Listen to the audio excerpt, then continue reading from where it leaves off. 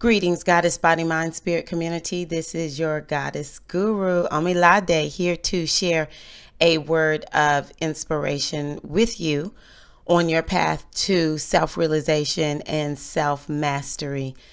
The year is 2017. The day is Friday, February the 3rd. And Sango and my mother guides are really speaking to my spirit this morning. I was trying to exercise and I couldn't finish because I just kept getting that feeling that I needed to share this wisdom with you all. So here it is. So when we talk about the energy of Sango ruling 2017, and I've made two other recordings and posted them as videos for you to get more information about this energy of Sango.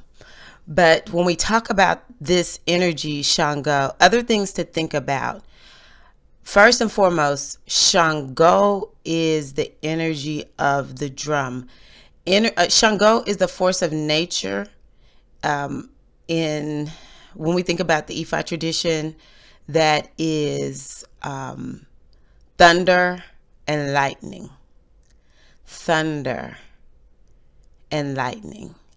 And so thunder, the boom, this is the energy of the drum, okay?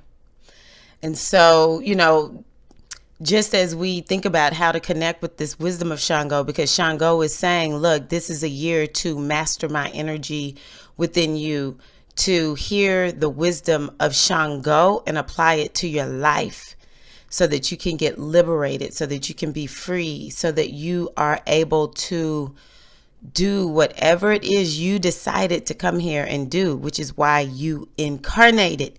No one sent you here. You came here. You chose to be here. That is another lesson, another wisdom teaching of Sango. And so connecting with the energy of the drum is important this year. Take drum lessons, go to places where they are playing drums, listen to drum beats, rhythmic music that has a lot of drum beats. It is very healing to the spirit. I teach African dance and on occasion take West African drum classes, and I cannot even begin to express the feeling that I have when those drums are playing. It is so healing. It like I said, is very difficult to explain. One of the things I tell people is that people come to my class because they love the dance. There's something very freeing when you do African dance. I teach West African, Guinea style mostly, as well as the dances from the diaspora. Places like Brazil and Haiti and Peru. And it doesn't really matter the dance style. People really do like the dances, but they freaking love the drum. I can teach dance all day long, but if I do not have that live drum in there, it's just different. And so if you can go somewhere and experience the sound of live drumming, it will just do something to your spirit. The spirit of the drum is real. And something that I learned in my studies of African history is that when Africans were brought to the United States, what the slave owners began to realize was that the drums equaled freedom, equaled liberation, equaled communication. And in some places, it was illegal to drum. If you were found drumming, you had a drum, it was, I think I even remember hearing someone say folks would lose a hand over a drum, okay? That is the power of the drum. And so we need to really connect with the energy of Sango within us through connecting to drum beats. And then something that just came to my mind is that you want to find your inner drum beat. It is not cliche marching to the beat of your own drummer. That's what we need to do this year. We need to march to the beat of our own drummer. Don't let the world tell you what your drum beat is. You are the only one who knows your drum beat. So you need to find that drum beat and you need to march to the beat of that drummer. And then the other thing is that your drum beat, just like I talk about the healing energy when we listen to people play the drum, your drum beat has a healing vibration to it also. And so get out there, march to the beat of your own drummer, and know that other people are in fact going to be healed as a result of your drum beat. So connect to the energy of the drum, connect to the energy of thunderstorms. Really, I've never really been afraid of thunderstorms. But once I really understood the energy of Sango in that thunderstorm, it just makes me feel, it's crazy to say, safe and secure. I just do. So connect with the energy of thunderstorms. The other thing that I want to share in this recording is that Sango is saying that we need to accept responsibility. Now, this is something I've talked about before, but I will bring it up again because we're in a Sango year. We have to take responsibility for everything that goes on in our lives. In a previous recording, I talked about the fact that we need to look at what narratives are we living by. Are we living by the narratives of our ancestors? I don't mind understanding if I am not able to fuse these two sound recordings. I got cut off in my last recording, so I'm just going to pick up from here where I left off. But I don't mind learning from my ancestors and letting their story inspire me. But my ancestors teach me that I am now writing my part of the story. And my part of the story can't just be a rehashing of their story. And they don't want me to act out their story. They want me to continue with my part of the story. And so it is good to remember the ways of the ancestors and to infuse the wisdom and the technologies that they shared with us to help ease the way. We would be unwise if we did not use this wisdom and these technologies that our ancestors leave for us. However, we must begin to understand that our individual story is our individual story.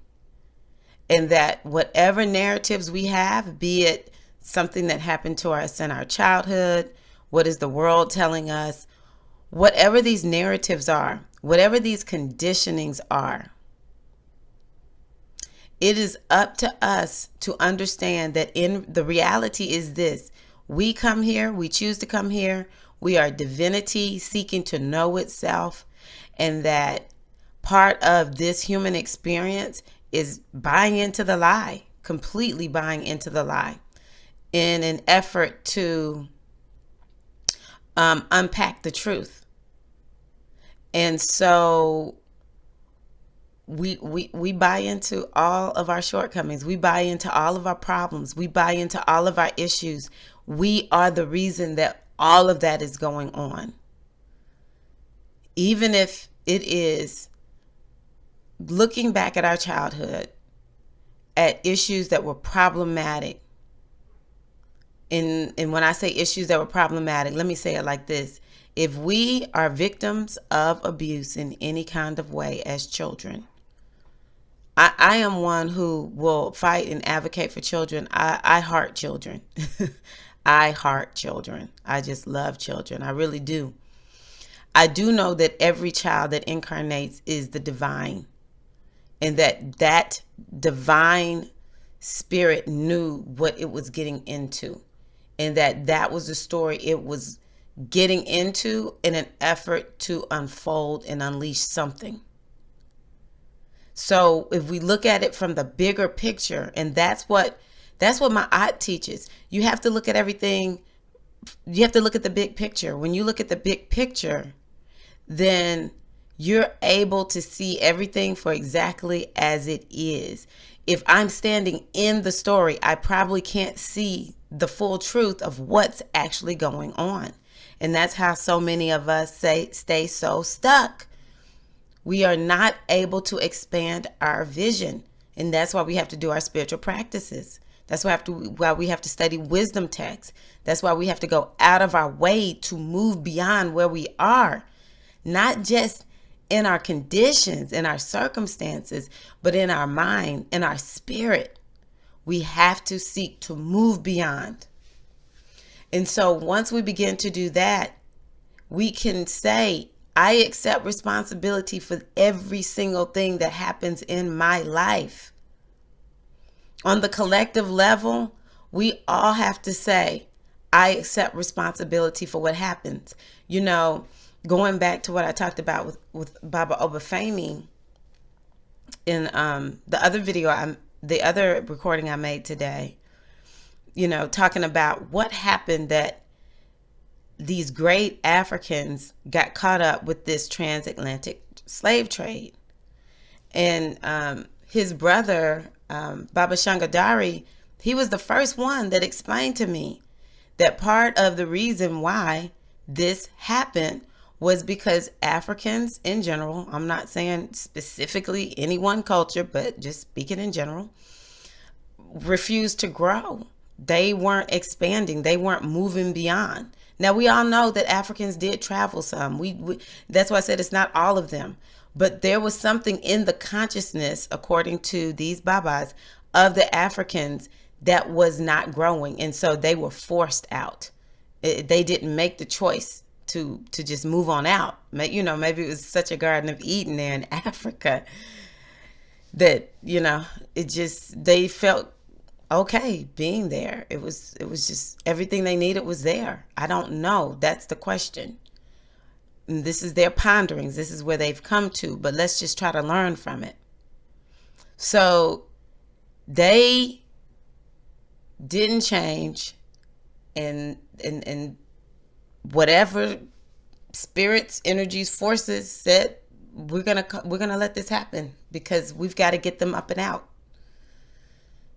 They have to take responsibility. We have to take responsibility. If we don't say, yeah, that's what happened, or don't take some level of responsibility, we just want to blame people for what happened, then we will forever remain victims.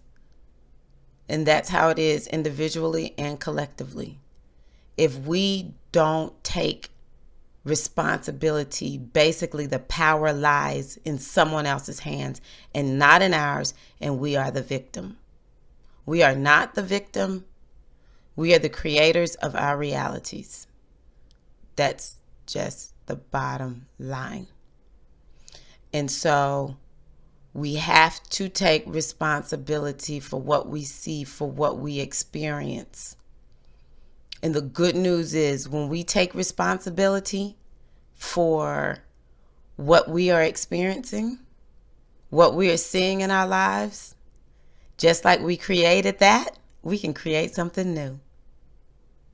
And this is a year for us to embrace this lesson of self-responsibility, for accepting responsibility for everything that happens. You know, in the teleconference, I was talking about one of the things that Sango represents is the leader. And the question is, how are you leading your life? What kind of leader are you in your own life? Are you leading your life well? Or are you a poor leader of your life? And when I think about true leaders, the best leaders, they take responsibility for everything that goes on with their team. If they aren't the ones who directly were related to the fail of the project, if it was these people were under, my supervision, my leadership, and somehow something went wrong and there was a fail, the leader will accept responsibility. Ultimately, it was my responsibility to make sure that this thing happened correctly. I'm not exactly sure what went wrong, what went awry. It is my responsibility to figure out what happened so that we can be successful next time. But I, as the leader, accept responsibility. And sometimes in other settings, the leader will know it doesn't matter. They could have tried to put everything in place. They will be blamed because they are the leader. So you may as well just accept, okay, it was my fail. And I have got to strategize and figure out what went wrong so that I can make sure that this thing is successful next time. That's what leaders do. They accept responsibility for the successes and for the fails. Isn't it amazing how when everything's going well, we want all the credit? When life sucks, how many of us really are saying, you know what, my life sucks because I really have been sleeping. I haven't been doing what I need to do. And I think that's a great lesson for us, those of us in the United States. I have been telling myself for years, I have got to figure out a way to get plugged in and figure out how do I make a positive difference in my community in a way that reflects my skill set and is meaningful to me. And slowly but surely, I've been digging my way out of ignorance of what's going on in this country and moving to a place where I'm finally able to say, well, I know I want to do something. I can see what's going on. And now I just need to figure out what I need to do. Instead of doing a whole bunch of crying right now, I'm accepting responsibility that I've been part of the problem in this country. I've been too asleep and I haven't been engaged enough for whatever reason. I can come up with plenty, but I'm not going to even list those reasons. I just accept I need to do better. Everybody needs to do better when we are living in community. And we all have to just operate from the place that most benefits, our energy and our skill set. Some of us are going to be on the streets. Some of us are going to be writing. Some of us are going to be reporting. Some of us are going to be researching. Some of us will be working with the children. Some of us will be working with the elderly. We cannot possibly all do the same thing, but we all are called to make a positive, beneficial difference in our community. When things go wrong, we cannot point the finger at everybody else. We can't shirk the responsibility. We have to accept that we all are in part of the reason things are going bad. Because when they're going good, like I said before, we all want to accept credit. When they're going bad, the real leaders, the people who are truly in power, will accept responsibility. They will never scapegoat on anybody because they know to do so is to give up their power. So accept responsibility for all areas of your life. Take your power back. Liberate yourself from the lie, and you will be free. This is Omilade, your goddess guru, hoping that this wisdom sharing will touch you in a way that you will live more from a place of power as you continue on your path to self-realization and self-mastery. Peace.